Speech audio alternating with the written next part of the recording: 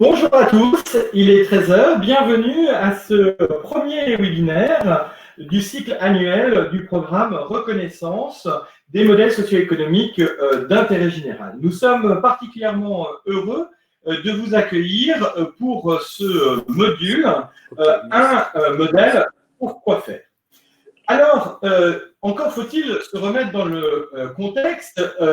Pourquoi était-il important d'inviter chacun à valoriser la diversité des modèles? Tout simplement parce que l'urgence des besoins de terrain nous y invite. Face à la transformation systémique de l'ensemble des acteurs à la fois économiques, d'intérêt général, publics, toutes les organisations sont en questionnement aujourd'hui face à la crise systémique que nous sommes en train de vivre, mais plus globalement aussi face aux transformations systémiques que les objectifs de développement durable nous ont fixés depuis 2015.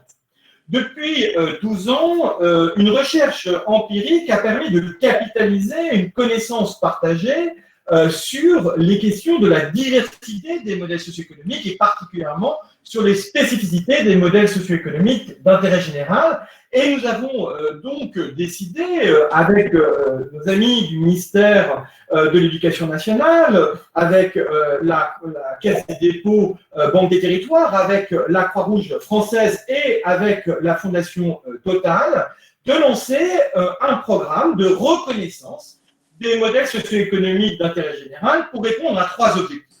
D'abord, pour se doter d'une culture commune sur la diversité de ces modèles. Nous avons tous fait le constat qu'il y avait finalement une sorte de lacune sur la compréhension et sur la connaissance de la spécificité de la diversité des modèles. Le deuxième objectif, c'est bien évidemment de permettre à chacun de se repérer et de pouvoir se positionner dans cette diversité de modèles pour pouvoir valoriser la spécificité de son modèle et montrer comment qu'il peut contribuer au jouet collectif. Et puis, le dernier, et c'est peut-être le plus important pour nous, c'est d'apprendre collectivement à piloter la complexité. Il ne s'agit plus aujourd'hui de faire croire que tout est simple. Il ne s'agit pas d'avoir des paroles magiques ou des boîtes à outils miracles. Il s'agit d'être confronté collectivement à l'équilibre de la maison. Nous allons y revenir. Et de ce fait, pour pouvoir apprendre à piloter collectivement cette complexité et permettre à chacun des acteurs de terrain, qu'il soit une association d'intérêt général, qu'il soit une entreprise, qu'il soit une collectivité territoriale, à s'approprier cette question des modèles socio-économiques, nous avons proposé de faire un rythme mensuel autour d'un webinaire tous les 3e jeudis du mois durant 1 an. Et je suis très heureux que vous ayez finalement décidé de monter dans le bateau avec nous pour cheminer ensemble à la redécouverte en 12 escales de la diversité des modèles socio-économiques. Alors, que va être ce cycle annuel? Eh bien, nous allons faire 4 temps, 4 grands temps, 3 mois chacun, comprendre les modèles socio-économiques, hybrider son modèle économique, conduire des changements à l'œuvre et puis incarner et valoriser son modèle. Voilà l'invitation que nous aurons durant les 12 prochaines escales. Mais cette première escale, et pour nous, elle était absolument fondamentale, était de se poser la question au cœur de nos débats. Un modèle au service de quoi? Et là, pour cela, il est très important de pouvoir partager une sémantique commune. De quoi parle-t-on? Alors, il y a souvent une confusion lorsque l'on parle de modèle socio-économique ou de modèle économique, de confusion entre le terme économie et le terme finance. Entendons-nous bien, au sens propre du terme, l'économie, c'est l'équilibre de la maison. Et donc, la question qui est derrière cette question des modèles socio-économiques, c'est la question de quel équilibre de la maison peut-on, la maison peut-elle reposer pour pouvoir garantir sa pérennité dans le temps? Et c'est bien la question majeure du sujet. Donc, certes, la question des leviers du pilier financier est importante et la diversité des ressources financières dont peut bénéficier un projet d'intérêt général est bien évidemment essentielle. Sans énergie, on n'avance pas.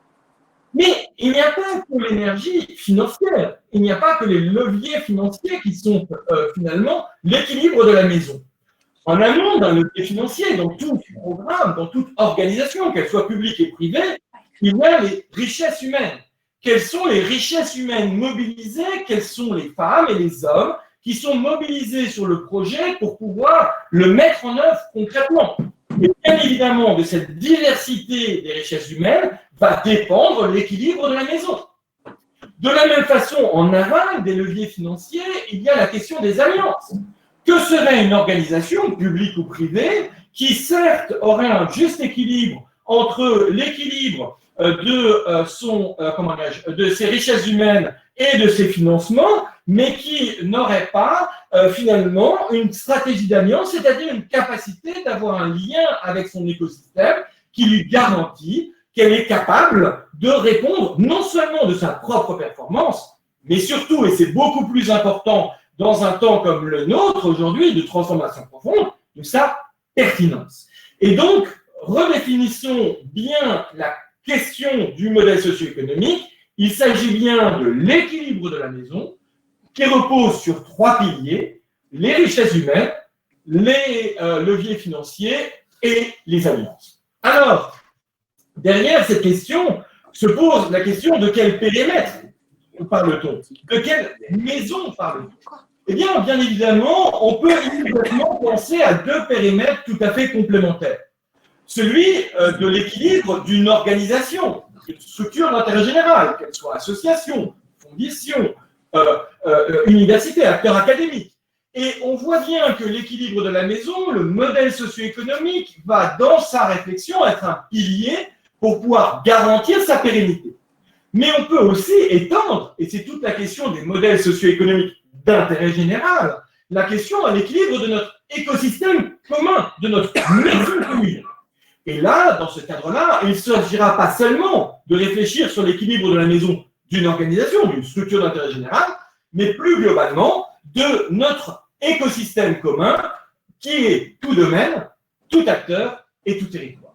Et pour pouvoir appréhender cette question finalement de l'intérêt général à taille humaine, eh bien, il nous semble important de pouvoir focaliser sur les territoires, puisque finalement, le territoire est le lien de proximité pour appréhender cette notion d'intérêt général. On y retrouve tous les acteurs, pas seulement les acteurs qui ont décidé ou qui souhaitent travailler ensemble, mais tous les acteurs de l'écosystème, et on est bien dans une capacité à agir ensemble au service de quelque chose qui dépasse le seul intérêt de chacune des maisons qui constituent ce périmètre. Et donc, nous allons bien évidemment tout au long de ces 12 escales, à la fois travailler sur l'équilibre des structures d'intérêt général, mais plus globalement sur notre maison commune, finalement, comment est-on capable, sur un territoire, d'appréhender cette capacité à hybrider les modèles socio-économiques.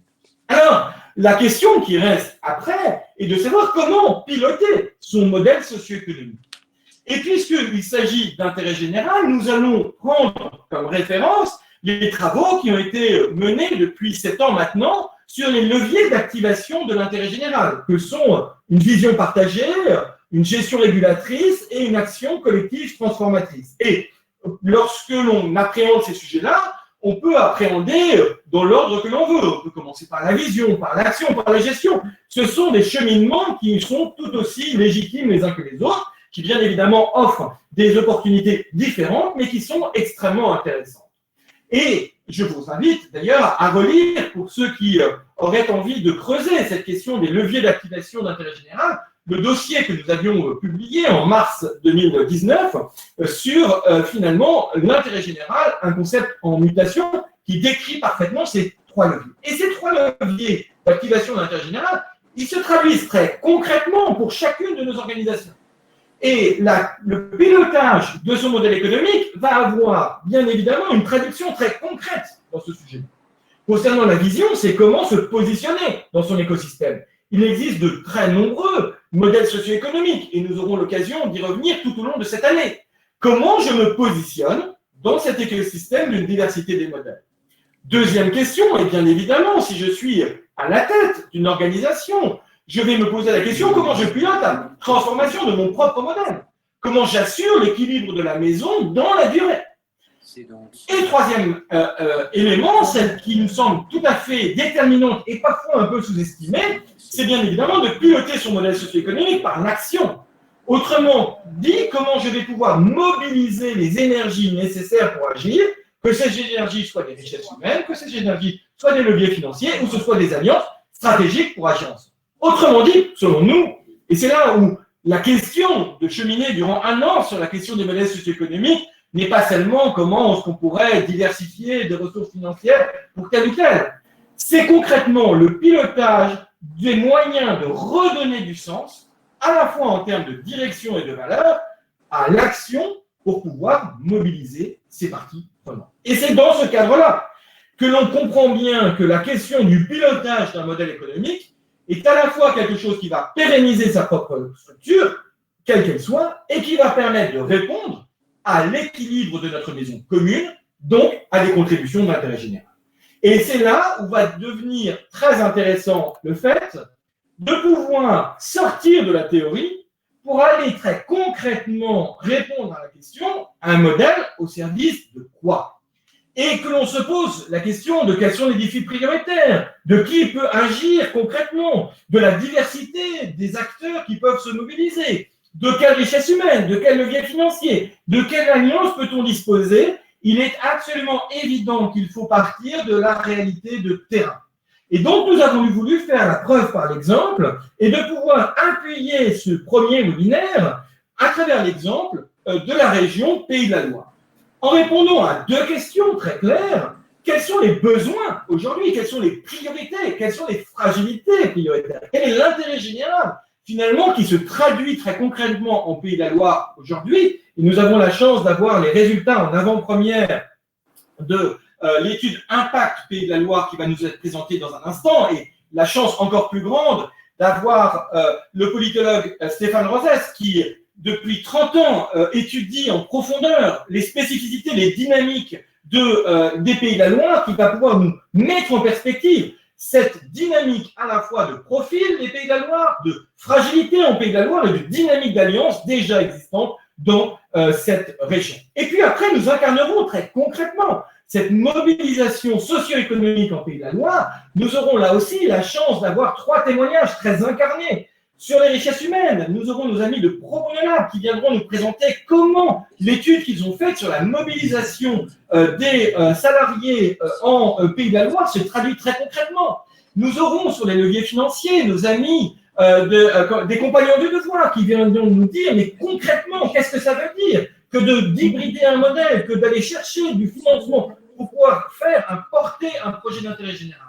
Et nous aurons nos amis du CGD qui nous diront, mais pourquoi jouer collectif? Qu'est-ce que concrètement ça apporte? Et en résonance avec l'étude qui a été menée avec le CJD sur les raisons pour lesquelles aujourd'hui 84% des dirigeants d'entreprises considèrent comme étant une nécessité de jouer collectif sur leur territoire.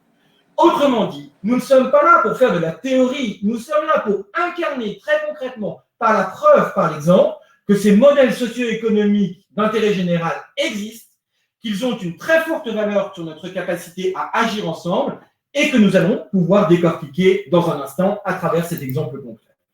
Alors, sur la fragilité, les dynamiques de co-construction en Pays de la Loire, commençons par le commencement. Finalement, regardons quelle est la capacité à pouvoir avoir une visibilité sur quel est le profil de cette région, quelles sont les fragilités prioritaires, comment sont-ils perçus par les citoyens de cette région, et puis bien évidemment, quelle est la dynamique d'alliance. Alors je me tourne vers Élodie Julien. Merci Élodie d'avoir accepté de pouvoir nous commenter ces résultats de l'étude Impact Pays de la Loire publiée aujourd'hui même. Merci Charles Benoît, bonjour à tout le monde, on est ravis d'être avec vous. Alors effectivement, nous allons vous exposer les principaux résultats de cette étude Pays de la Loire qui est publiée aujourd'hui, et c'est l'issue des études de l'Observatoire des partenariats, qui est un dispositif qui a été créé en 2008 et qui a pour vocation de suivre le mouvement de co-construction entre les associations, les entreprises et les collectivités territoriales. Donc comme le disait Charles Benoît, ce rapport est publié dès aujourd'hui. Alors tout d'abord, qu'est-ce qu'on nous apprend?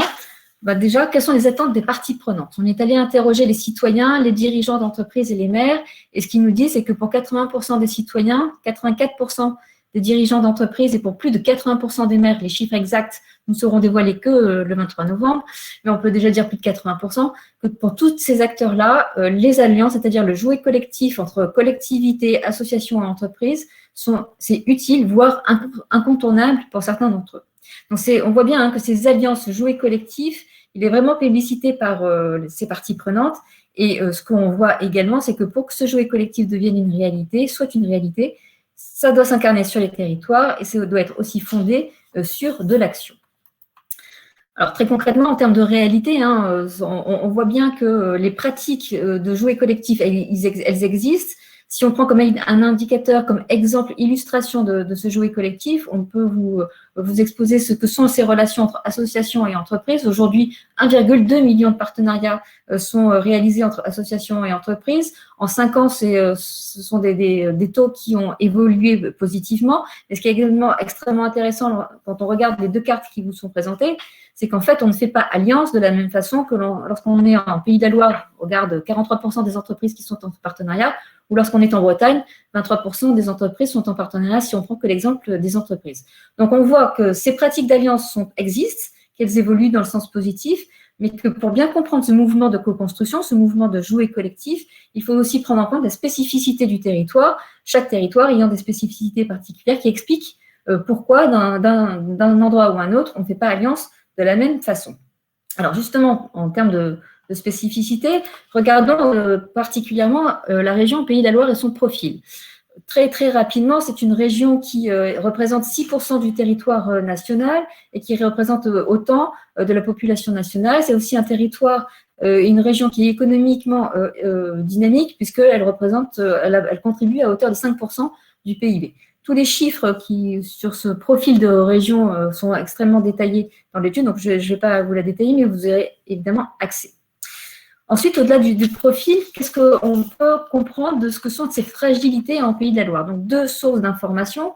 La première, ce sont les indices de fragilité qui vous sont présentés sur la gauche. Ce sont des indicateurs très objectifs, issus de données de l'INSEE notamment. Et ce que l'on voit, c'est que globalement, les indicateurs de fragilité économique, sociaux, sociétaux et environnementaux sont plus marqués sur certains domaines, notamment sur la santé et la mobilité, et pour les autres, ils sont plutôt en deçà de la moyenne nationale, donc des indicateurs spécifiques sur certains domaines.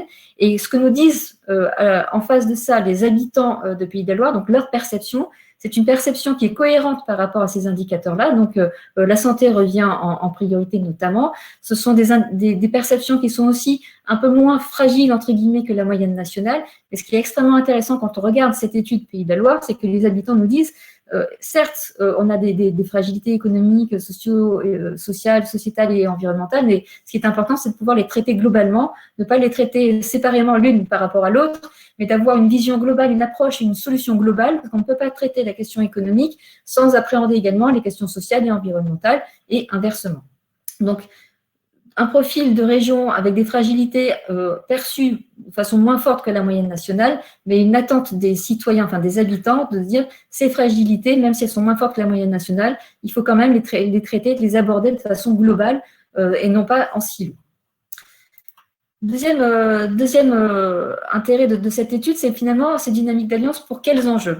Le premier constat, c'est que dans les années 90, les alliances étaient des alliances essentiellement tournées vers de la solidarité, donc on soutient des projets d'intérêt général. À cela s'est ajouté dans les débuts des années 2000 des alliances pour faire évoluer ces pratiques. Et puis depuis une petite dizaine d'années, on voit apparaître en plus des alliances qui ont pour objectif de co-construire ensemble de nouvelles solutions qui vont pouvoir répondre à des enjeux auxquels on est tous confrontés. Et cette capacité d'innovation, en fait, elle est confirmée par 71% des citoyens, enfin des habitants de Pays de la Loire, 77% des associations, 80% des entreprises en Pays de la Loire et 97% des maires également de Pays de la Loire. Donc ces alliances, c'est vraiment un levier pour accroître la capacité des acteurs, leur capacité d'innovation et qui vont pouvoir du coup permettre de répondre aux défis auxquels ils sont confrontés sur leur territoire. Ensuite, le dernier point que l'on voulait aborder avec vous, c'est très concrètement, qu'en est-il des pratiques de partenariat entre les acteurs économiques et les acteurs d'intérêt général, c'est-à-dire associations, universités et collectivités? On a interrogé en juillet dernier, un panel d'entreprises membres du CJD. On leur a posé la question, quelles sont les pratiques qu'ils mettent en œuvre? Est-ce que ce sont des pratiques responsables, c'est-à-dire que l'acteur d'intérêt général va apporter son savoir-faire à l'acteur économique? Le mécénat, c'est l'acteur économique qui soutient un projet d'intérêt général. La coopération économique, c'est l'acteur économique et l'acteur d'intérêt général co-construisent ensemble une solution qu'ils vont pouvoir porter chacun, donc c'est un partenariat à vocation économique, et l'innovation sociétale, c'est-à-dire que chacun co-construit une solution qui aura vocation à être déployée auprès du plus grand nombre. C'est un partenariat visé d'innovation. Et ce qui est très intéressant, c'est que lorsqu'on regarde les chiffres donc, de 2020, ceux qui ont été produits en juillet dernier, 64% des chefs d'entreprise qui ont été interrogés pratiquent déjà des partenariats de pratique responsable, 1 sur 2 du mécénat, un peu plus du tiers, 35% qui font déjà de la coopération économique et 22% des partenariats d'innovation sociétale.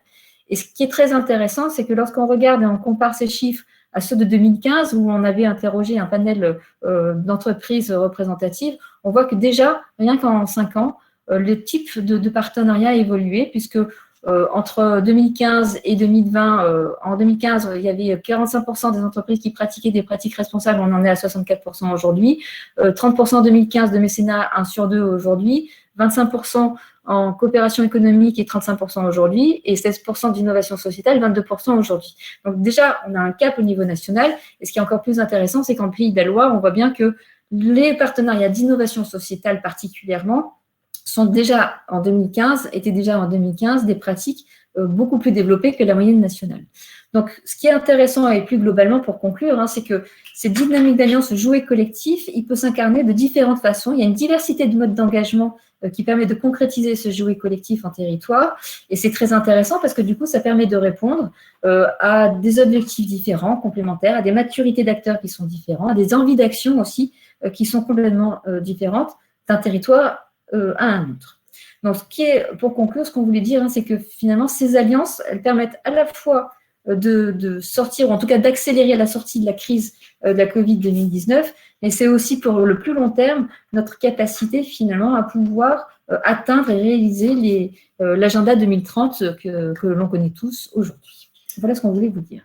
Merci beaucoup, Élodie. Alors, vous nous rappelez qu'effectivement, l'intérêt général, c'est l'affaire de tous, et donc il est très important de regarder comment chacun peut y contribuer. Et je me tourne vers vous, cher Stéphane. Alors, nul besoin de présenter le politologue et essayiste que vous êtes, mais je me tourne vers vous parce que ce que vient juste de nous dire Élodie est très intéressant. Lorsque les études représentatives de l'univers, celles de 2020, ne sont pas encore représentatives de l'univers, elles le seront en 2021 lors de la prochaine étude Impact Entreprise, mais lorsque l'étude a été faite au niveau représentatif de l'univers en 2015, nous avions au Pays de la Loire plus 6 points de participation et de partenariat des acteurs économiques en termes d'intérêt général, et surtout, on l'a vu, un poids très important, 28% des partenariats mis en œuvre étaient déjà dans cette logique d'innovation, là où la plupart des acteurs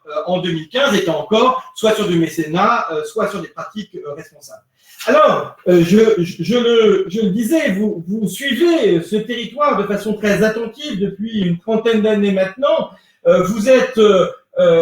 Vous avez l'oreille de tous les grands de ce monde. Vous avez conseillé 3 présidents de la République de façon très intime, et puis plusieurs dirigeants du monde entier sur finalement cette analyse des signaux faibles. Mais ce qui est très intéressant, c'est votre capacité à aller de cette vision macro à la compréhension très incarnée sur un territoire de qu'est-ce que ça veut dire concrètement. Et selon vous, finalement, cette dynamique des besoins et des fragilités en Pays de la Loire et cette capacité des acteurs à se mobiliser ensemble, comment l'analyser? Stéphane, est-ce que vous pouvez activer votre micro? Stéphane, ton micro, s'il te plaît. C'est moi qui... Ah, Stéphane? Toujours pas. Stéphane? Il faut activer le micro. On ne s'entend pas. Sur l'application.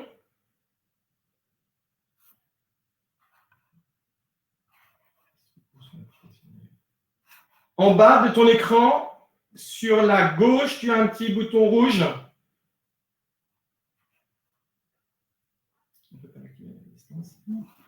Oui, c'est bon. Ça y est, c'est bon. Merci.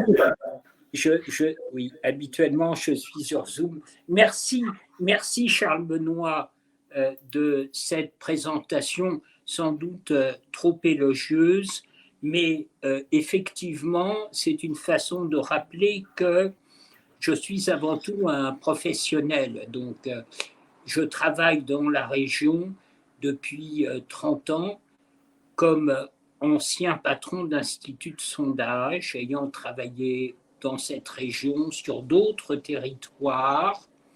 Et je voudrais partager avec vous, au travers de l'exemple Pays de la Loire, un certain nombre de convictions dont j'ai pu déjà m'entretenir avec Charles Benoît.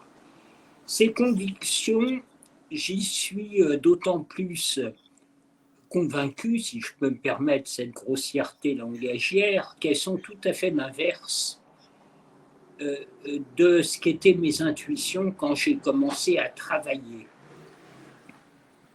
Avec une formation d'économiste, je pensais que ce qui faisait le cours des choses, on pouvait le cerner essentiellement à partir des dimensions économiques et sociales.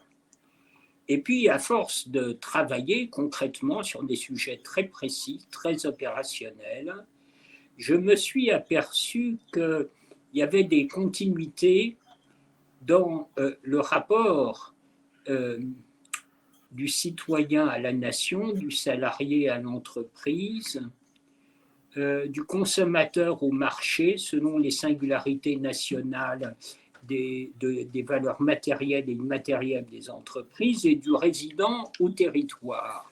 Et puisqu'il s'agit là, évidemment pour vous, du sujet des territoires, je me suis aperçu qu'il y avait ce que j'appelle un esprit des lieux qui agissait chacun des territoires de façon fort diverse. Alors, et vous avez eu raison de prendre l'exemple des Pays de Loire, qui, selon moi, j'ai travaillé de nombreuses années pour le Conseil régional des Pays de Loire, et ça fait 35 ans que je travaille pour Nantes et sa métropole.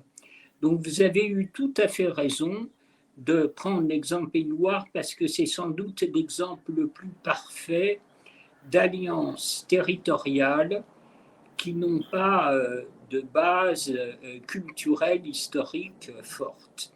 Alors avant d'arriver sur les singularités des Pays de Loire, il faut peut-être rappeler, je crois que c'est important, que si on dit qu'un territoire est singulier par rapport à un autre, c'est qu'il s'inscrit dans un modèle territorial national.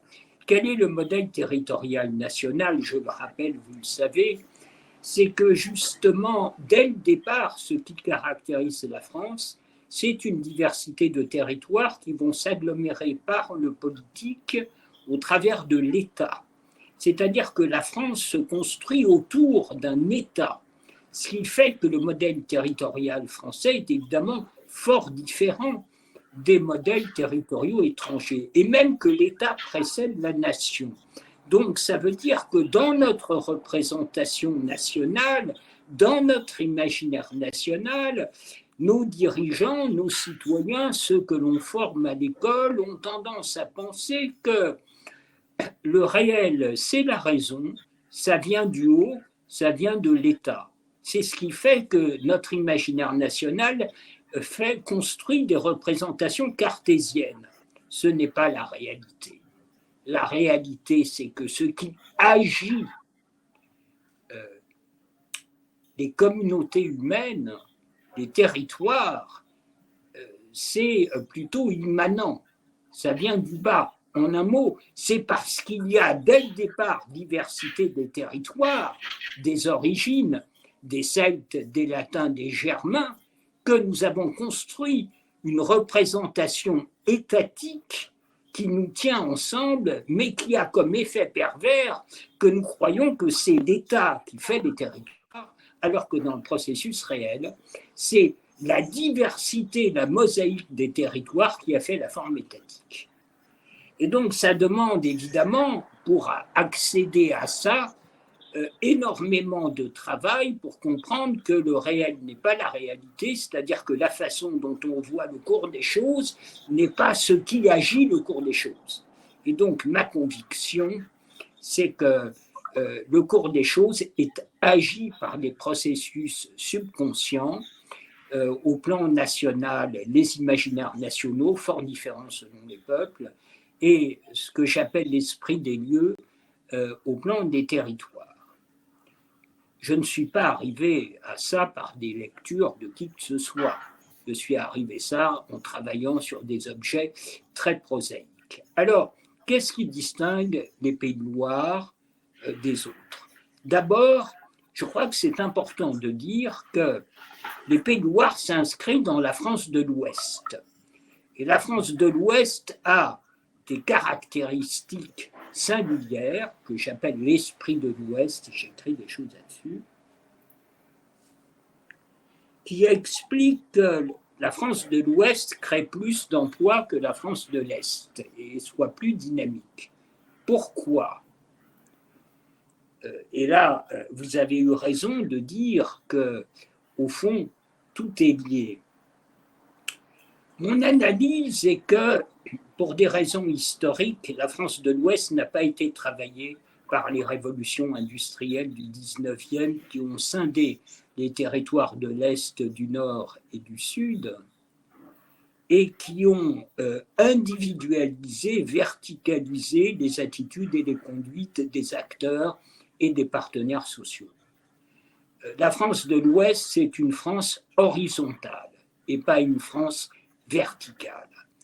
C'est-à-dire que pour faire face à leur destin, pour faire face aux difficultés, aux avanies de la vie, les populations de la France de l'Ouest, en dehors des couloirs des révolutions industrielles et des processus d'échange et d'enrichissement, ont dû développer des façons d'être et de faire horizontales très solidaires, qui expliquent la prise longtemps de la démocratie chrétienne sur les attitudes et conduites, et à partir des années 70, ce qu'on appelle la seconde gauche, la gauche social-démocrate, marquée par l'influence de la JAC, la jeunesse agricole chrétienne, qui a formé beaucoup de cadres, dont Jean-Marc Ayrault, par exemple, à Nantes, la JOC, la GEC, bref,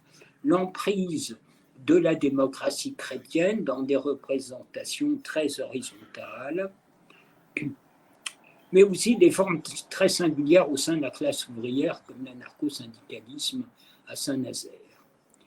Et donc, qu'est-ce qui se passe? Il se passe que cette France de l'Ouest se désenclave, on le sait, à partir de l'aménagement du territoire d'Ichard, les années 60. Et donc, cette France horizontale arrive tardivement dans le capitalisme paternaliste, patrimonial, de sorte que aujourd'hui même, ces formes culturelles de représentation horizontale très solidaire, parce qu'il a fallu pendant des siècles se serrer les coudes entre nous, le meilleur exemple étant la Vendée, vous le savez. Ça n'avait aucun sens pour Louis XIV de faire venir à Versailles les nobliaux vendéens, tant il n'avait rien à craindre du point de vue de la Fronde, de sorte que les aristocrates vendéens sont restés sur leur territoire, et quand la Révolution française a voulu un peu rudoyer leurs nobles, eh bien, spontanément, les paysans se sont battus aux côtés des chefs vendéens. Donc, il y a des modalités historico-culturelles qui font que ça tient. Alors, pour rentrer sur la question des Pays de la Loire, quelle est la singularité des Pays de la Loire dans la France de l'Ouest? Comment se fait-il qu'alors que sur le papier, évidemment j'en avais parlé avec le président Hollande, sur le papier, les Pays de la Loire devaient tronçonner entre deux proches du président Hollande, Le Drian en Bretagne et Ségolène Royal dans la Grande Aquitaine. Donc sur le papier, ça devait être, la région devait être tronçonnée. Pourquoi ça n'a pas été fait? Parce qu'il y a eu une alliance de terrain très forte entre le tissu économique et les politiques en Pays de Loire. Pourquoi? C'est bizarre. Il n'y a pas d'unité culturelle en Pays de Loire. En Bretagne, il y a une unité culturelle. En Bretagne, on est breton. En Pays de Loire, vous n'entendrez jamais un chef d'entreprise, un associatif, un intellectuel, un universitaire dire « je suis ligérien ». Bon. Donc c'est quoi les Pays de Loire? C'est une alliance de nature politique, pas politicienne, politique au sens fort du terme. C'est-à-dire que les Pays de Loire s'adossent non pas sur une identité culturelle comme les Bretons qui datent de plusieurs siècles, mais sur tout simplement les projets qu'ils ont été amenés à mener. De sorte que sur le papier, vu de Paris, ça ne posait pas de problème de faire éclater la région Pays de Loire pour la partager. Et en fait, il y a eu par le bas une sorte de remontée de tous les Ligériens pour dire pas touche à notre région, nous avons établi suffisamment de projets. Donc vous voyez, les Pays de Loire, c'est vraiment le modèle par excellence de quelque chose qui se tient. Alors, les Pays de Loire, c'est d'un certain point de vue la France en petit, c'est-à-dire que quoi de commun entre la Loire-Atlantique, le Maine-et-Loire, la Mayenne, la Sarthe et la Vendée? Au fond, historiquement, peu de choses. Il y a d'un côté ceux qui sont du côté de l'Atlantique, évidemment, la Loire-Atlantique, la Vendée, bon, très dynamique. Et puis, il y a Mayenne, Sarthe, Maine-et-Loire, plus enclavés. Néanmoins, ils ont réussi à former des alliances territoriales, des alliances politiques qui fait le dynamisme de la région. Mais une fois qu'on a dit ça, il faut évidemment rendre raison des différentes singularités qui existent à l'intérieur même de la région. Les départements que sont Mayenne, Sarthe et Maine-et-Loire se sentent un peu plus pris en sandwich entre l'attractivité du centre et de l'Île-de-France que les territoires très dynamiques que sont la Vendée et la Loire-Atlantique. Ce dynamisme fait qu'on se projette dans l'avenir dans les Pays de Loire. J'ai travaillé durant 7 ans sur le dossier Notre-Dame-des-Landes. J'ai beaucoup travaillé.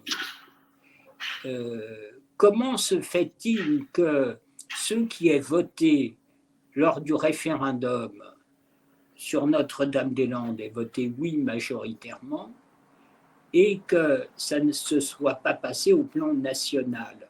Bien justement parce que pour les Ligériens directement concernés par l'aéroport n'est pas tant un sujet en soi avec des forces ou des faiblesses écologiques ou économiques.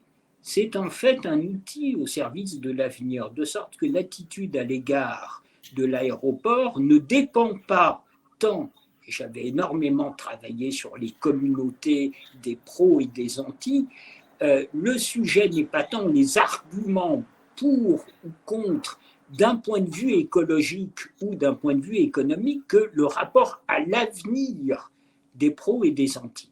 D'ailleurs, les pros comme les antis se renvoyant la balle de ce qu'est la bonne conception de l'avenir. Ce que je veux dire par là, c'est que l'attitude à l'égard d'une infrastructure, d'un projet, dépend d'un paysage mental qui lui préexiste, qui est le rapport à l'avenir. Et la singularité de cette région, c'est que c'est une rare avec la région lyonnaise où les habitants se projettent positivement dans l'avenir, de sorte que localement, ça peut avoir encore un sens éventuellement de faire un aéroport, alors que partout ailleurs, ça n'a évidemment aucun sens, puisque le pays est en dépression. Mais si vous prenez la Vendée, réseau de PME, PMI très fort, très dense, très projeté sur l'extérieur, il y a toujours un lien entre la projection dans l'espace et le temps.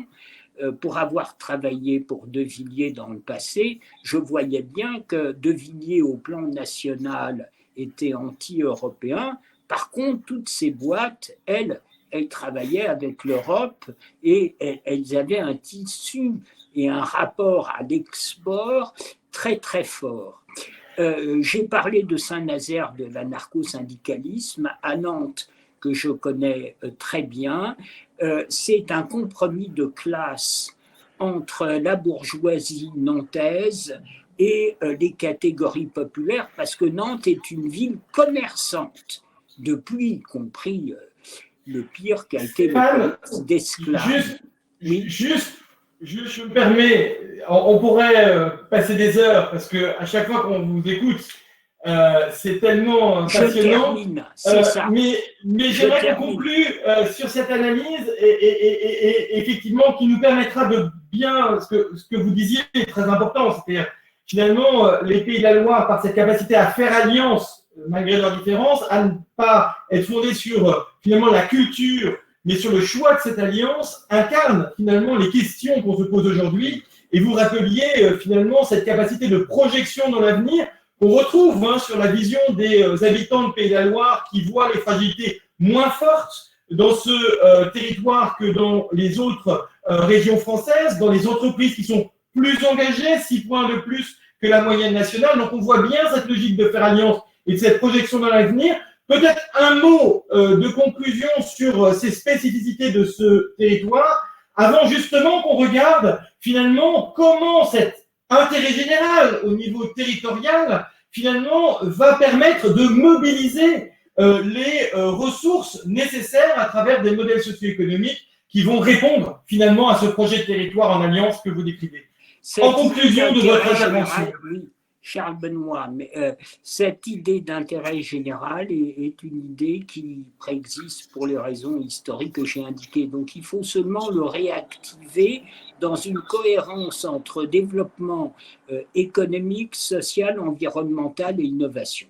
Si Nantes, si la métropole nantaise a reçu plein de labels au plan écologique, et si elle vient d'être nommée métropole de l'innovation au plan européen, si la jeune maire de Nantes, Johanna Roland, vient de prendre la présidence de France urbaine qui regroupe toutes les métropoles, c'est justement parce que Nantes, dans son environnement, met le tissu économique, met Angers, toutes ces villes travaillent mieux que d'autres la cohérence entre l'esprit des lieux, les institutions, les politiques locales qui sont menées et au fond ce qui agit même l'inconscient collectif des parties prenantes dont il faut trouver ensuite les modalités d'alliance et les politiques communes qui fait que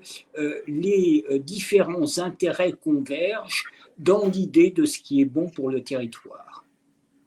Merci infiniment Stéphane pour ce témoignage. Et la transition est toute trouvée puisque vous parliez de l'ensemble des prix reçus par Nantes Métropole. Je soulignerai le dernier des derniers qui a été reçu le 1er octobre dernier, qui est Territoire de confiance de la Fondation pour la co-construction du bien commun, pour cette capacité justement à mobiliser à la fois des acteurs économiques et des acteurs publics et des acteurs associatifs et des acteurs académiques autour finalement des enjeux de territoire. Ingrid nous en parlera tout à l'heure. Merci Stéphane, c'est toujours tellement dommage de n'avoir qu'1 heure et demie dans ces webinaires parce que à chaque fois que je vous entends, j'ai envie de le faire beaucoup plus longtemps. Et notre déjeuner de lundi, d'ailleurs, s'est largement prolongé. Petit clin d'œil à ceux qui ont participé à la réunion d'après où je suis arrivé un peu en retard. Alors, une fois qu'on a finalement repositionné cette question finalement du besoin commun, du bien commun, de cet intérêt général qui s'incarne très concrètement, territorialement parlant, la question c'est comment mobiliser les énergies finalement au service de ces projets et de ces dynamiques d'intérêt général local. Alors, comme je l'exposais en introduction, l'équilibre de la maison repose sur 3 grands piliers incontournables que sont les richesses humaines, les financements et les alliances. Et donc, regardons de façon très concrète, très précise, comment les Pays de la Loire savent aujourd'hui favoriser l'engagement des richesses humaines sur leur territoire. Et alors, les travaux que mène Pro Bono Lab au niveau national, mais aussi au niveau territorial sur le Pro Bono en France, a été publié récemment et il nous semblait très intéressant de partir de ce point de vue. Anaïs Vincent-Luce, merci beaucoup d'être parmi nous. Après l'Observatoire des partenariats, nous avons l'Observatoire du Pro Bono. Finalement, quelles sont les spécificités que vous avez pu observer dans l'étude que vous avez publiée en début d'année?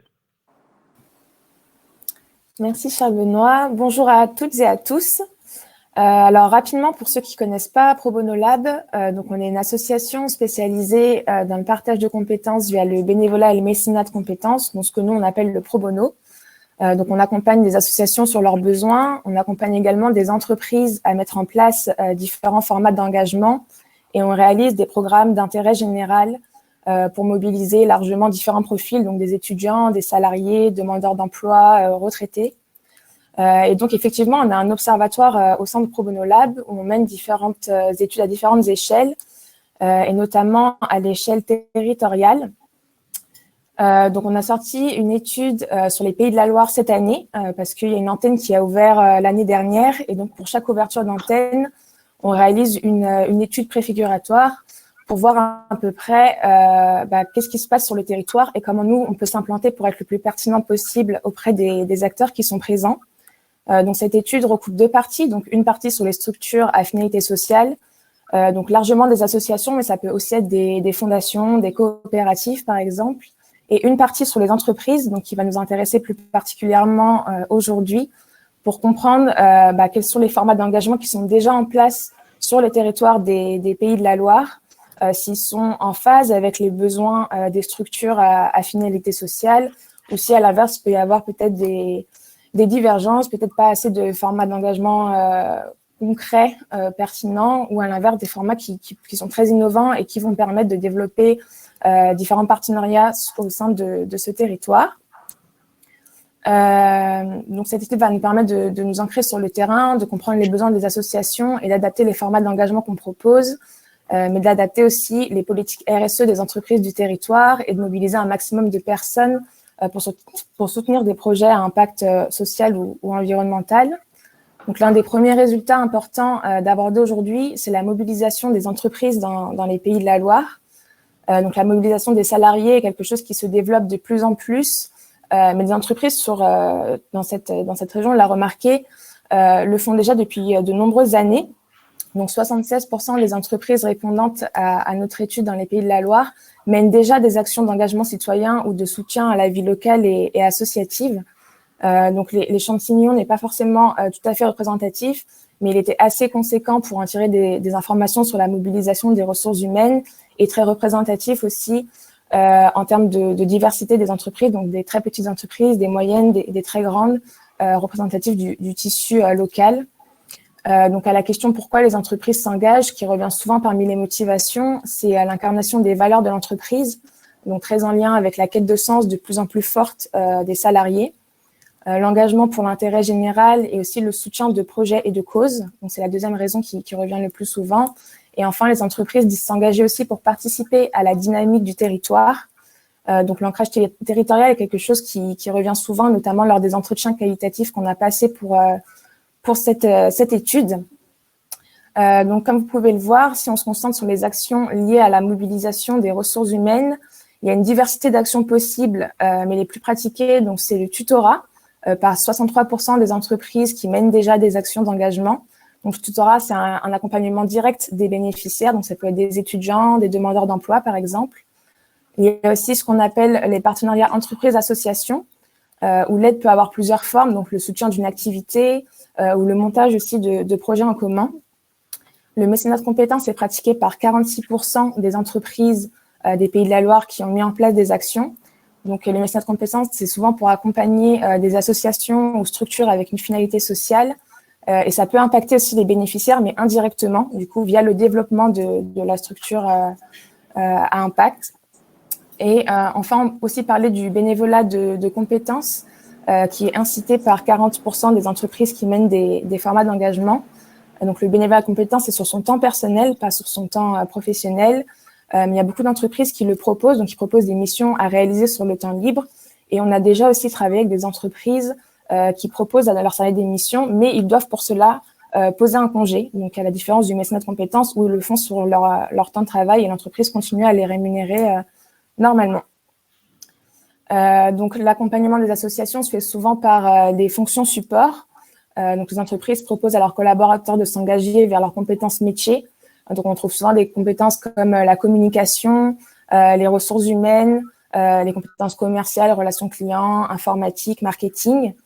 Mais pour pouvoir engager plus largement d'autres types de compétences, on a besoin de démocratiser un peu plus la pratique du pro bono et de mobiliser des personnes avec des compétences un peu plus techniques, un peu plus manuelles.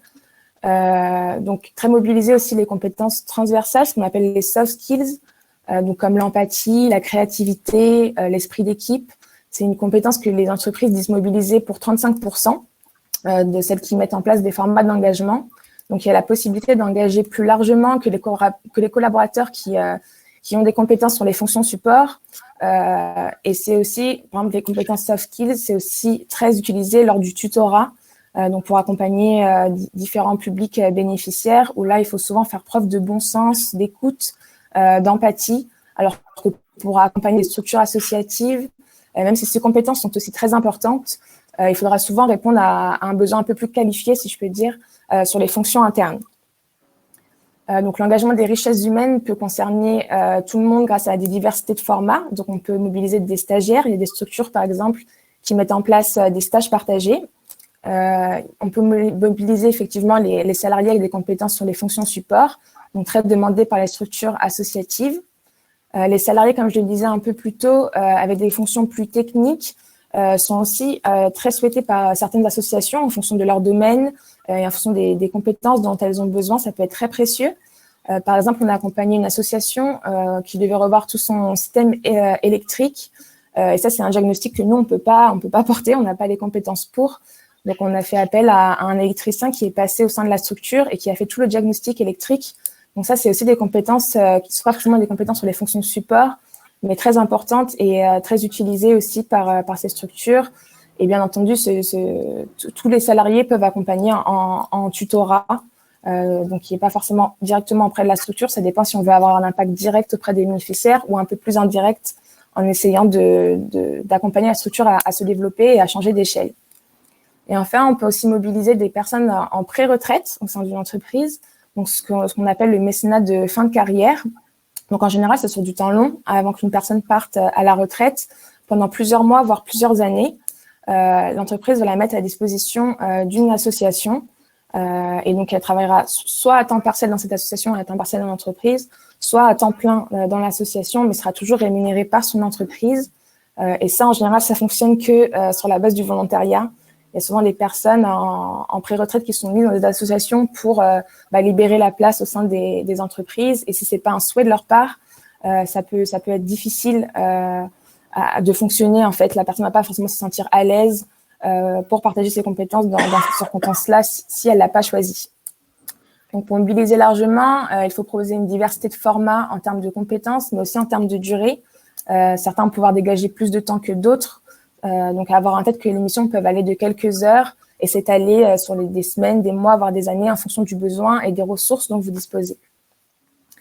Et enfin, donc pour finir, parce qu'il faut faire court, mais je vais aborder avec vous les freins à la mise en place de l'engagement par le partage de compétences dans les entreprises. Donc, les freins les plus cités, ça va être le manque de temps, puisqu'effectivement, il faut libérer du temps pour organiser des missions, mais surtout pour y participer, d'où la nécessité de formats adaptés et d'une pluralité de formats. Le manque de visibilité sur la pertinence des dispositifs à mettre en place aussi a été un des freins assez cités par 31% des entreprises répondantes, d'où l'importance de la mesure d'impact, de la démocratisation de ce type d'accompagnement et de communiquer sur le sujet, sur l'impact que ça peut avoir sur les bénéficiaires, sur les structures, et de montrer que ce n'est pas forcément ce qu'on appelle du social washing. Si c'est bien mis en place, si les entreprises encadrent bien ces formats, si les associations sont d'accord, s'il y a un diagnostic des besoins, si c'est bien fait, ça peut avoir un réel impact. Et dernier gros frein, le manque de ressources humaines et financières, puisque pour être impactant, il faut apprendre à connaître la structure, la personne ou le projet qui va être accompagné. Donc, par exemple, nous, on effectue un diagnostic en amont pour prioriser les besoins. Et c'est quelque chose qui demande du temps, qui demande des ressources. Et on évalue également nos missions pour s'améliorer en continu et pour qu'elles soient toujours plus impactantes. Et c'est pas toujours simple à mettre en place parce que ça demande effectivement des ressources humaines et financières. Donc, je conclurai en rappelant que l'engagement des richesses humaines est important pour le développement de projets à impact social, pour s'ancrer dans le territoire et aussi pour créer des ponts entre les différents acteurs. Mais attention, l'engagement par le partage de compétences est complémentaire aux ressources financières et aux ressources matérielles que les entreprises peuvent fournir aussi à ce type de structure. Un accompagnement par le partage de compétences ne remplace pas forcément, enfin même pas du tout, un besoin en financement que les structures à impact social vont également avoir besoin. Merci infiniment pour ce témoignage. Et alors, pour avoir copiloté la mission interministérielle sur l'engagement des actifs en 2013-2014, je note que votre réponse a un manque de temps, puisque à l'époque, la question c'est faut-il légiférer, avoir une nouvelle loi sur les droits? Votre réponse de pro bono, qui avait été déjà celle que vous aviez indiquée à l'époque, est beaucoup plus pragmatique que celle-là. Peut-être faut-il changer la loi, mais commencer par adapter les formats. Et ça, je vous remercie finalement, ce qui va dans la droite ligne de ce que nous disait Stéphane juste avant. Avant de vouloir changer les infrastructures, peut-être faut-il savoir comment on peut mettre en œuvre des dynamiques adaptées. Merci aussi de nous avoir présenté finalement une diversité de modes innovants finalement de mobilisation des richesses humaines. Et pourquoi nous avions choisi finalement cette présentation? D'abord parce qu'elle était très incarnée par des chiffres de Pays de la Loire, mais aussi parce que cette richesse humaine, et c'est là encore ce que nous avions fait ressortir dans le rapport interministériel, eh bien finalement c'est une alliance. C'est une alliance entre la femme ou l'homme qui veut s'engager, entre l'entreprise qui va lui donner les moyens ou le temps pour pouvoir le faire, et puis bien évidemment la structure d'intérêt général qui porte ce projet et qui va finalement être le lieu d'incarnation de cet engagement qui va pouvoir se développer. Je voulais aussi signaler que quelque part, nous avons choisi cette forme du pro bono, mais que bien évidemment, tout au long de l'année, dans le cycle sur la diversité des richesses humaines, nous aborderons l'engagement bénévole avec France Bénévolat, la question du salariat avec le RNMA, notamment dans les petites et moyennes structures associatives, le service civique avec nos amis d'Unicité, les stages avec des structures comme Vendredi, très engagées sur ces sujets-là, parce qu'effectivement, l'engagement est sous toutes ses formes et que quelque part, c'est bien ce que permet les projets d'intérêt général, c'est du salariat à toute forme d'engagement bénévole, d'une capacité finalement à se mobiliser en commun sur un enjeu de territoire. Alors, capacité à se mobiliser en commun, pourquoi pas finalement des compagnons, des apprentis finalement qui puissent le faire. On parlait d'un diagnostic électrique. Il est bien évident que dans l'ensemble des univers, des talents de nos amis compagnons et apprentis, on peut aller chercher finalement cette dynamique. Alors, pourquoi avoir demandé aux compagnons du devoir de nous présenter finalement leur modèle de diversification, non plus des richesses humaines, mais des leviers financiers? D'abord parce qu'il ne nous a pas échappé, et c'est un vieux compagnon qui nous l'a rappelé récemment, chère Hélène, que vous avez commencé vous-même à vous questionner sur le modèle socio-économique, l'économie de la maison de vos apprentis, avec un remarquable rapport qui a été fait avec nos amis du Centre d'information jeunesse il y a quelques années, si ma mémoire est bonne, ou plus exactement, si la mémoire du compagnon qui me l'a récemment rappelé est bonne, dans cette dynamique. Et puis, parce que, bien évidemment, finalement, les compagnons, dans la diversité de leur forme d'engagement, de levier financier et de partenariat qu'ils mettent en place, incarnent parfaitement cette hybridation au service de l'intérêt général dans cette dynamique.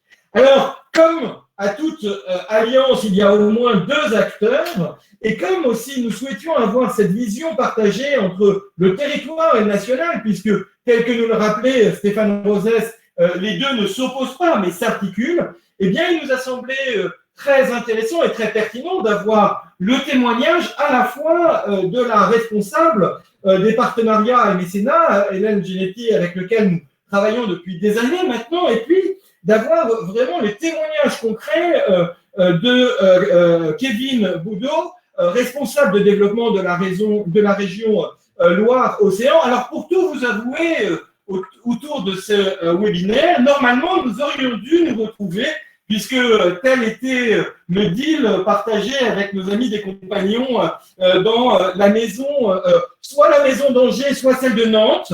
Et le numérique nous offre le choix de ne pas avoir à choisir, mais nous éloigne un peu de vous, mais néanmoins, nous sommes de tout cœur directement avec vous et nous vous laissons la parole. Déjà, merci beaucoup Charles-Benoît pour cette parfaite introduction. Bonjour à tout le monde. C'est toujours un plaisir d'échanger dans le cadre du rameau, de partager des expériences. Donc, je vais faire cette intervention. Kevin, n'hésite pas à me compléter si je suis lacunaire, parce qu'effectivement, le siège travaille avec chacune des régions, dont la région Loire-Océan. Et aujourd'hui, ce qui nous occupe, c'est la région Pays de la Loire. Donc, si on passe à la prochaine slide, je vous ai proposé un sommaire en 3 points pour être assez rapide dans le temps imparti. Un premier point rapidement sur notre modèle socio-économique de la région Pays de la Loire, qui finalement est en miroir avec l'ensemble des autres délégations régionales. Un exemple typique de ce qui se passe en Pays de la Loire avec le 100% inclusion, et également un pôle numérique qui est implanté à Nantes, mais qui finalement est un appui pour le national. Donc, voilà un rapide sommaire. Donc, on peut passer au point 1. Donc là, je vous ai mis des photos, c'est toujours intéressant. Donc, la maison de Nantes à gauche, la maison d'Angers à droite. Donc, la maison de Nantes, qui vite me rappelait, elle a été inaugurée en 1957, sachant que notre première maison des Compagnies de Voix est une maison lyonnaise. Et à droite, on a du coup la maison d'Angers qui est plus récente, qui a été créée dans les années 70, début des années 70. Donc, si on passe après, donc au niveau de la délégation régionale, donc on a 155 salariés.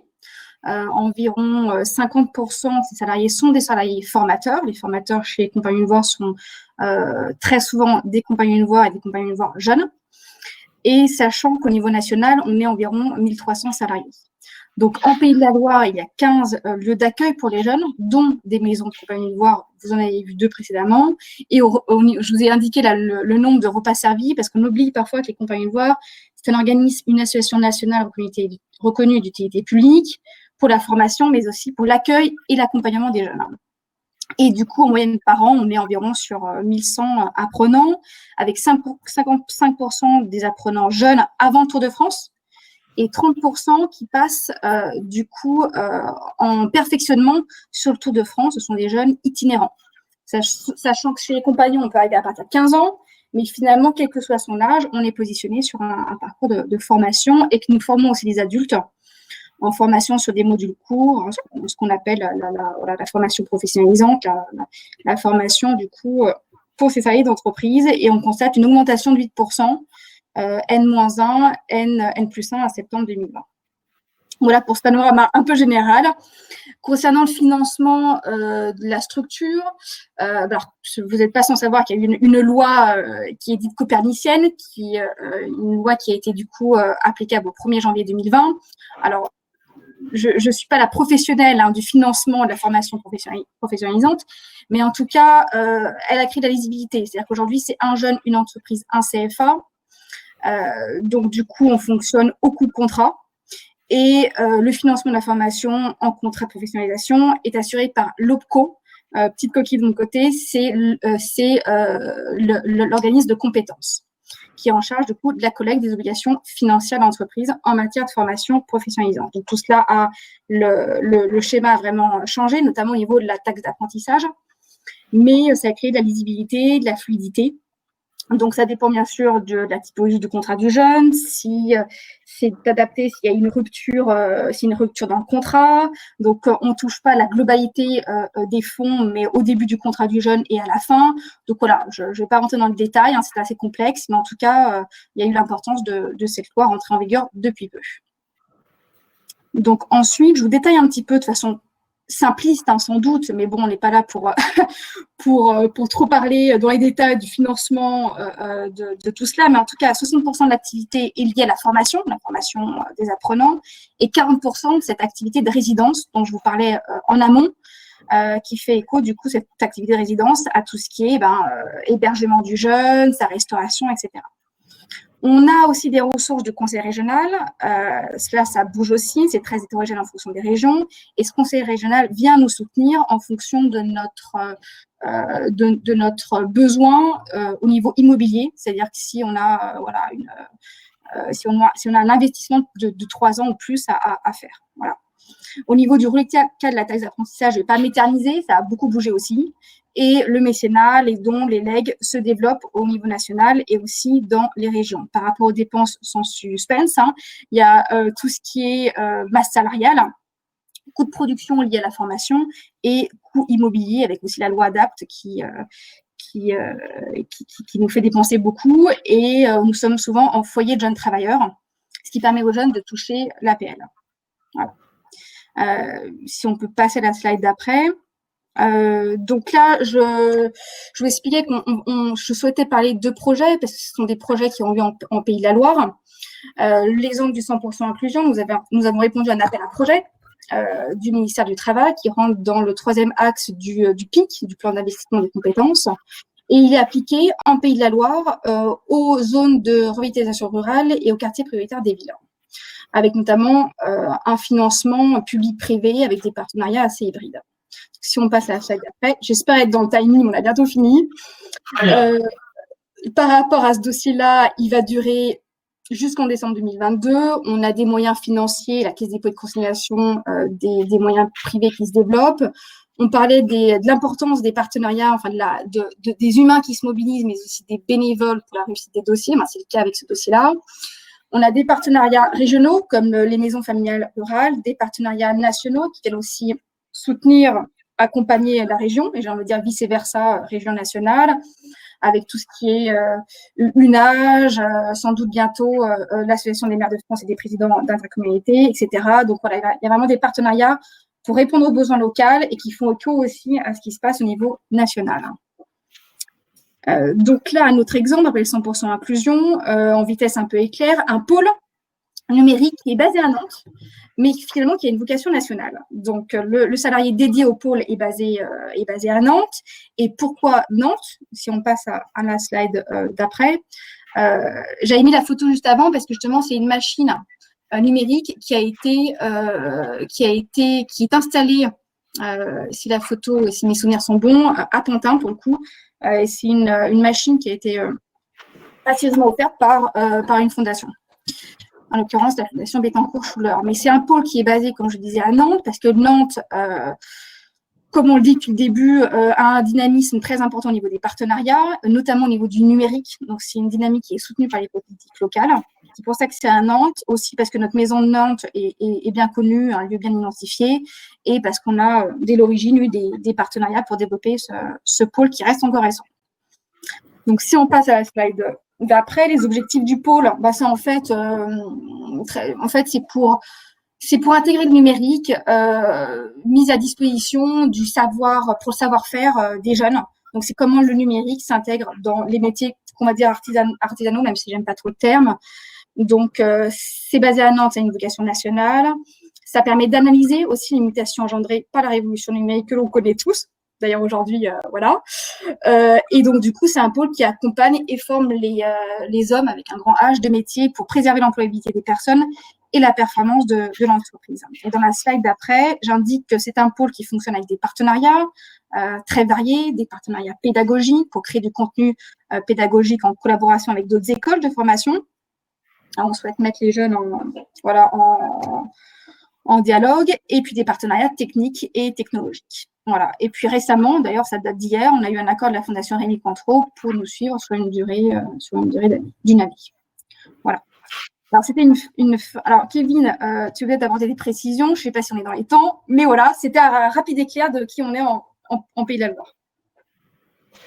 Merci infiniment d'avoir fait ce témoignage et à une vitesse éclair, mais extrêmement précis. Et en fait, pourquoi avoir choisi les compagnons au-delà de la territorialité? C'est aussi parce que vous avez été bouleversé, l'équilibre de votre maison a été bouleversé par la réforme de septembre 2018, applicable en 2020, et que, quelque part, elle oblige à refondre complètement la logique du modèle socio-économique et à réfléchir, finalement, en dehors des cadres de ce qui existait auparavant.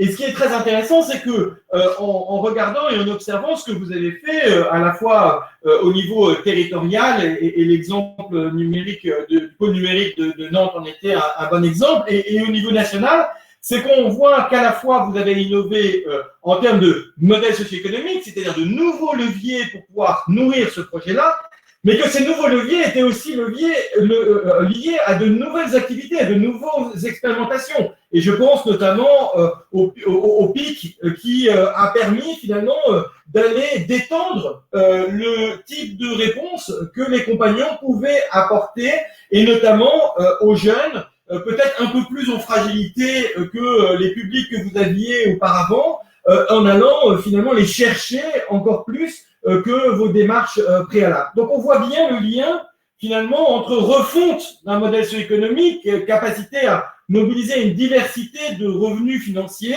et puis cette logique finalement d'innovation, de capacité des structures d'intérêt général à faire émerger de nouvelles solutions. Alors, ces nouvelles solutions, elles apparaissent aussi en collectif, et on a parlé tout à l'heure de la plateforme Nantes RSE Nantes Métropole, qui vient d'être projet Cèdre du Luberon, territoire de confiance, 2020, de la Fondation pour la co-construction du bien commun.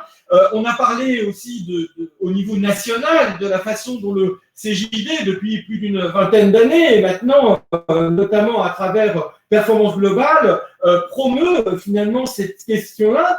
Alors, ça tombe bien, puisque Ingrid Berthet, vous êtes à la fois co-dirigeante de B-Side, une agence que vous avez cofondée il y a quelques années, et en même temps, nouvelle présidente du comité de pilotage Performance Globale du CJD. Et vous êtes sur ce beau territoire de Pays de la Loire. Quand nous avons préparé ensemble le World Forum, votre intervention de la semaine dernière, eh bien, nous nous sommes dit que vous ne pouvez pas avoir un meilleur témoignage sur le jouet collectif dans un territoire que le vôtre, à la fois, bien évidemment, sur la promotion qu'on fait depuis des années de CJD, mais peut-être aussi plus personnellement à travers la façon dont vous-même le vivez en tant que dirigeant d'entreprise sur votre territoire. Oui, en effet, bonjour à tous. Merci de me recevoir et de cette invitation.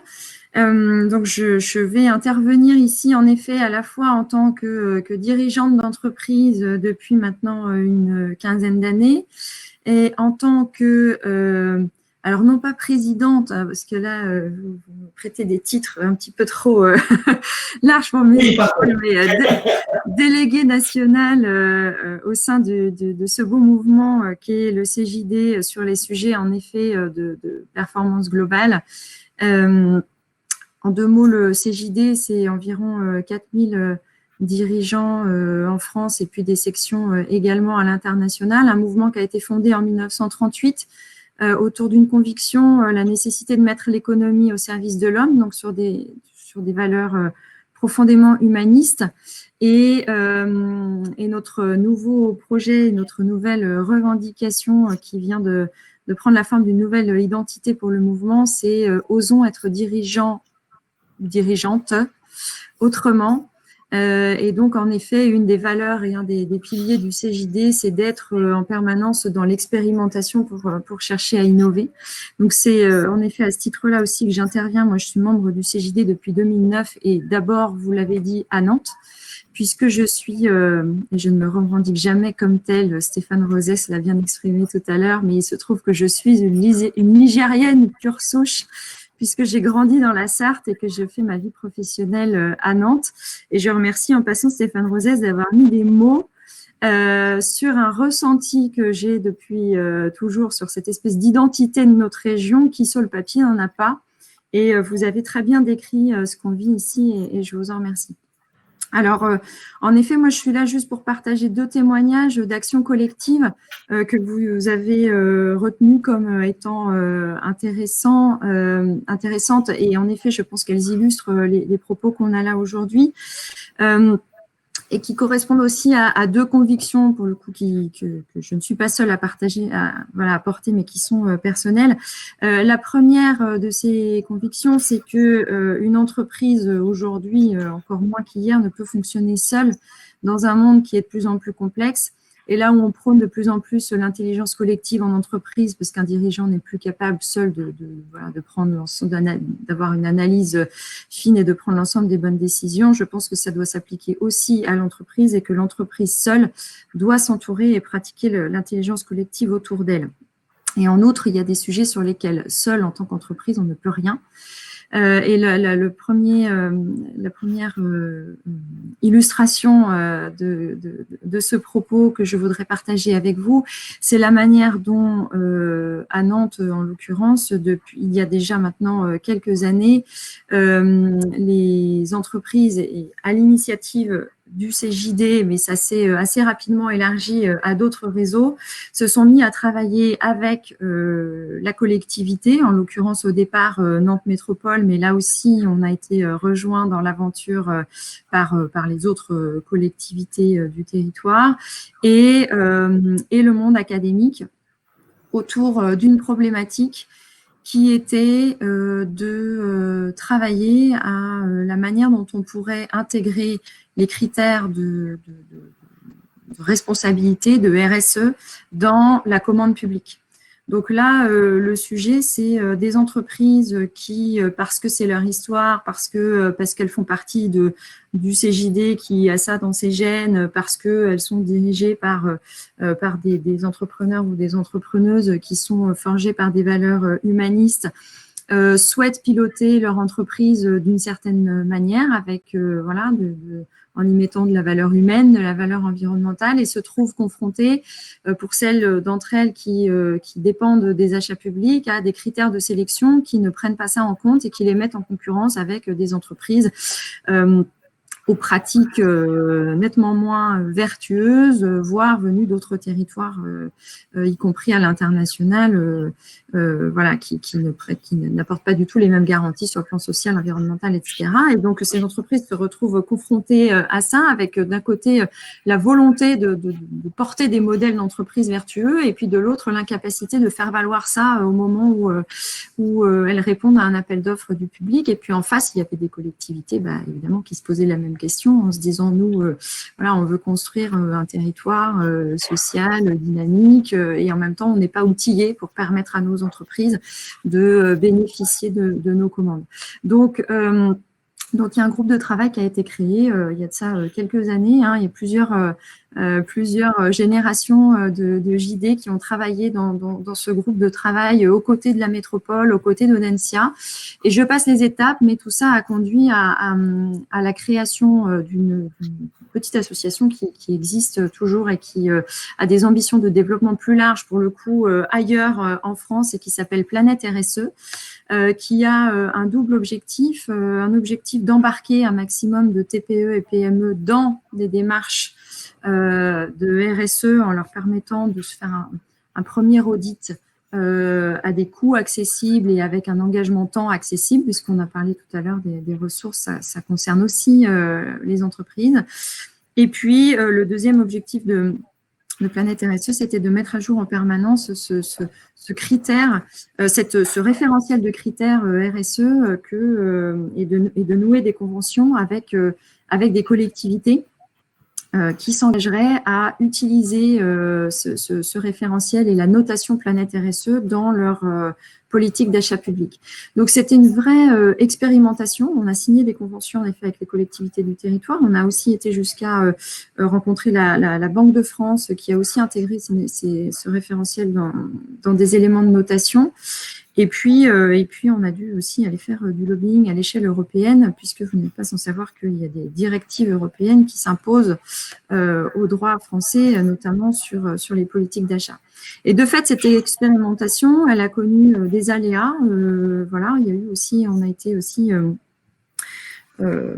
défait face à un tribunal administratif. Donc voilà, c'est pas un chemin facile et c'est pas un chemin parsemé de pétales de rose, mais c'est une expérimentation. En tout cas, il y a quand même eu des avancées fortes, une prise de conscience, des choses qui ont progressé. Planète RSE continue sa vie.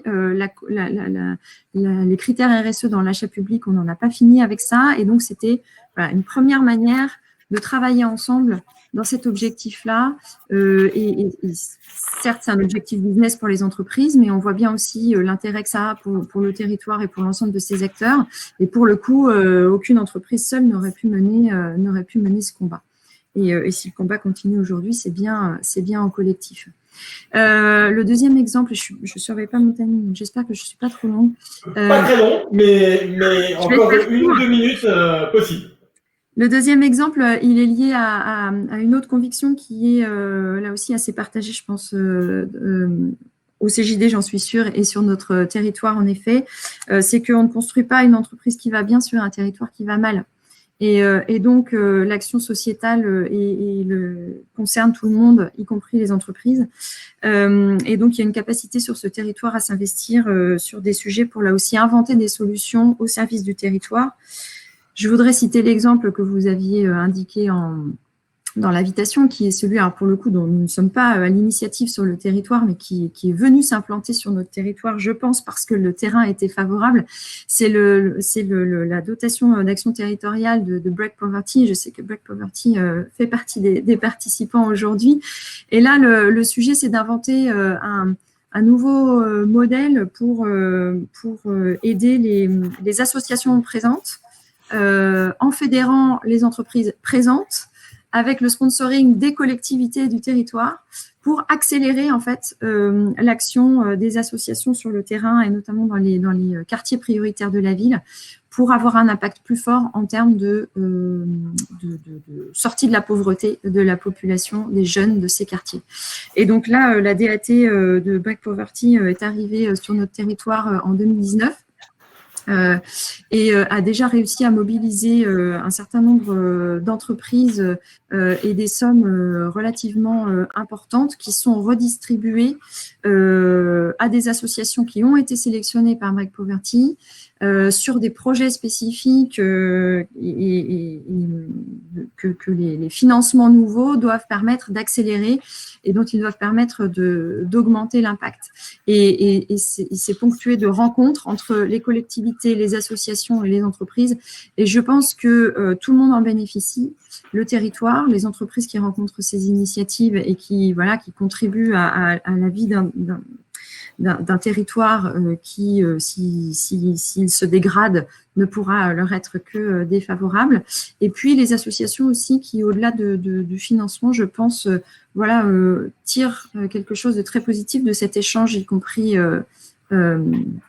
physique, relationnel, etc. Je voulais juste souligner aussi, puisqu'on parlait d'innovation sociale, et voilà, il y a des initiatives chez nous qui naissent tout le temps. C'est un peu la difficulté, c'est qu'il faut suivre. Mais je voudrais citer un dernier exemple qui vient du CJD Nantes, qui date de l'année dernière et qui est embryonnaire, mais là aussi, je trouve que c'est très intéressant. Et là aussi, on n'imagine pas comment ça peut se faire autrement que collectivement. C'est l'initiative de quelques entreprises au sein du CJD qui ont lancé les bureaux du cœur. Et c'est une initiative qui part d'un constat, on a des bureaux qui sont vides la nuit et la nuit, il y a des gens qui dorment dehors. Et ça, c'est pas possible. Il faut qu'on trouve des solutions pour faire en sorte que les gens qui dorment dehors puissent dormir dans nos bureaux. Mais on voit bien tout ce que ça soulève derrière, des questions d'assurance, des questions juridiques, des questions d'accompagnement de ces personnes, des questions de sécurité.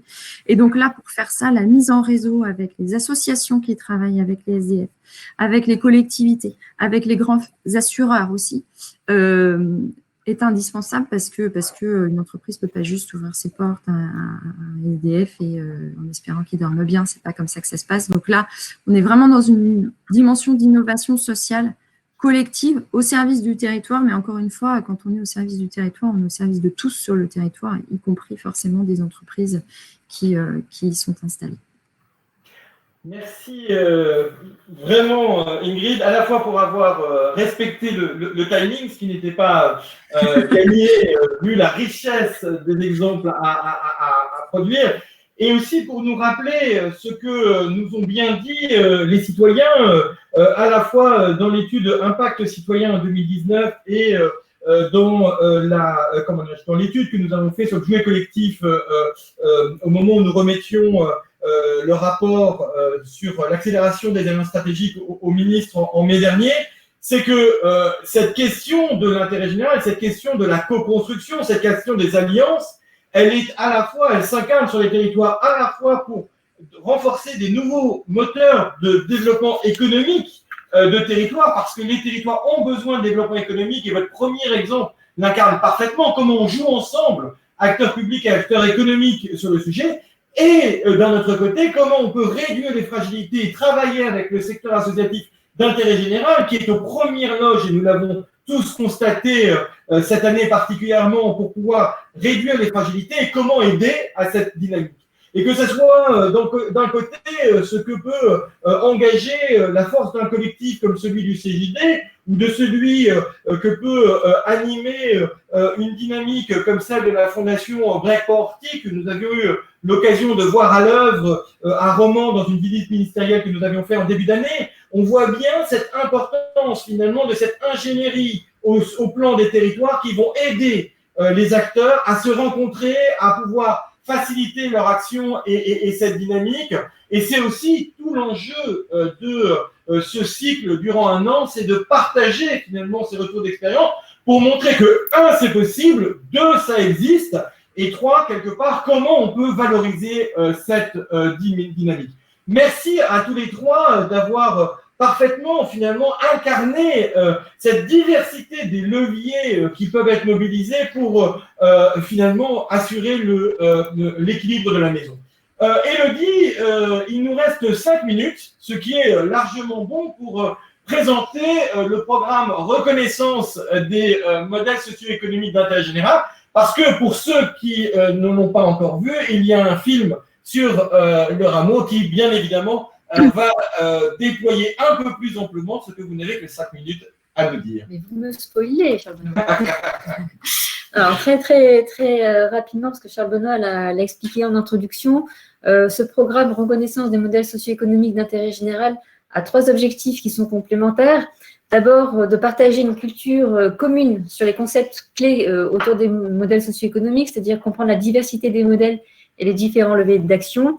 Deuxième objectif, c'est de pouvoir se repérer et puis de se positionner au sein d'un écosystème, parce qu'on l'a entendu tout au long de ce webinaire, on interagit avec des acteurs qui sont très différents. Et donc, pour se comprendre et pouvoir interagir, il faut aussi comprendre leur propre modèle et ses spécificités. Et puis, le troisième objectif, c'est de pouvoir apprendre à piloter la complexité, parce que réfléchir à son modèle socio-économique et à sa transformation, c'est complexe. Et donc, il faut pouvoir piloter cette complexité dans la durée. Donc, l'objectif global, finalement, de ce programme, c'est de pouvoir permettre aux organisations d'accroître leur capacité, d'une part, à sécuriser leurs projets, puis aussi de pouvoir hybrider leur propre modèle socio-économique. Alors, le contenu de ce programme, il y a 5 volets qui vous sont proposés. Le premier, c'est de ce fameux cycle de webinaire dont Charles Benoît a parlé, que je vais vous représenter rapidement tout à l'heure, mais c'est vraiment faire la pédagogie sur les modèles socio-économiques et sur tous les aspects des modèles socio-économiques dont on va parler dans quelques secondes.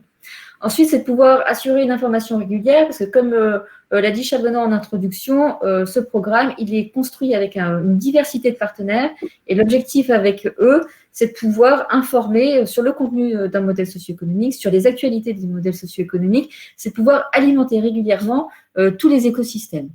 Ensuite, je viens de le dire, mais réfléchir à son modèle socio-économique, ça peut être très complexe et ça nécessite parfois d'être accompagné. Donc, c'est aussi important de pouvoir transmettre ces savoir-faire d'accompagnement.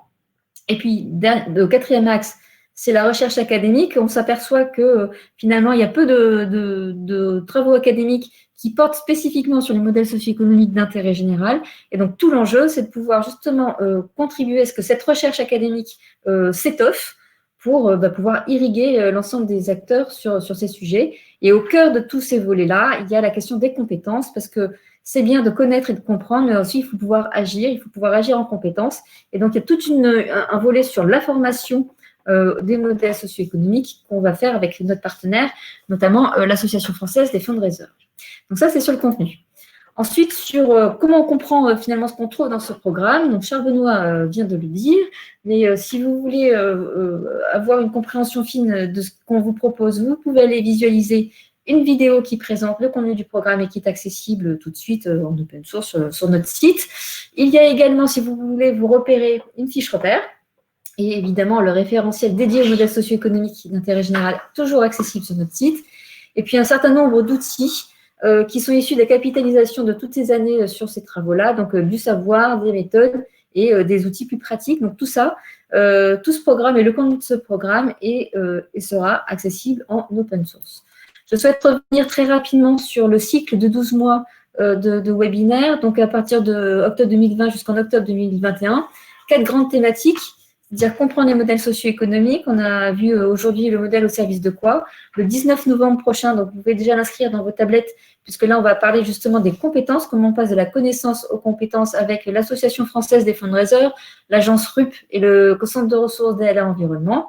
Et on abordera en décembre la question de l'accompagnement, donc un grand sujet pour ceux qui veulent se lancer dans la réflexion de leur modèle.